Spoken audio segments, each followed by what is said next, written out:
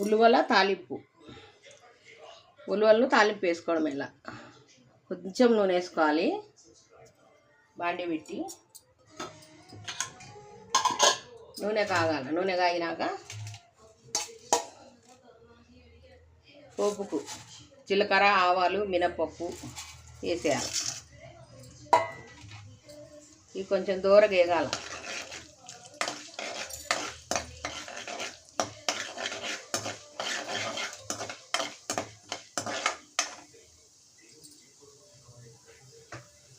ఉలవలు ముందు ఇట్లా ఉడకబెట్టుకోవాలి. ఫస్ట్ ఒక 10 విజిల్లు రానియాల. ఇట్లా ఉడకబెట్టుకున్నాక తర్వాత పప్పుకి వేసుకోవాలన్నమాట. 10 విజిల్లు రానియాల ఉలవలు కుక్కర్లో పెట్టి. చాలాసేపు ఉడికితే కానీ ఉడకదు. అవి వేగినాయి. ఇప్పుడు దాంట్లో ఉల్లిగడ్డలు, పచ్చిమిర్చి, కరివేపాకు ముందు వేస్తే మాడిపోద్ది అనమాట. అందుకని దీనిలో కూడా వేసుకోవాలి. నేను ఉల్లివలలో ఉప్పు వేయకుండా ఉడకబెట్టిన. దీంట్లో వేస్తాను ఇప్పుడు సాల్ట్. ఇప్పుడు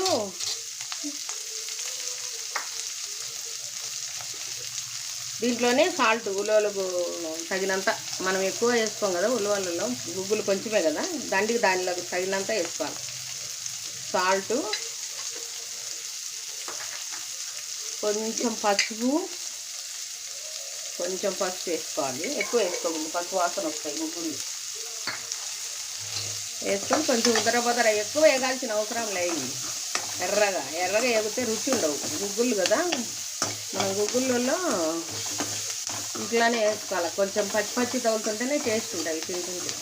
పచ్చిమిర్చి, ఉల్లిపాయ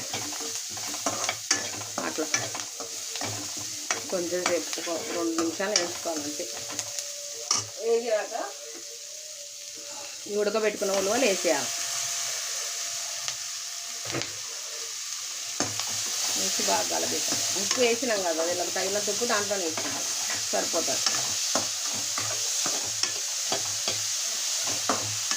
ఇవి ముద్ద తినేటప్పుడు అయినా అందుకోవచ్చు.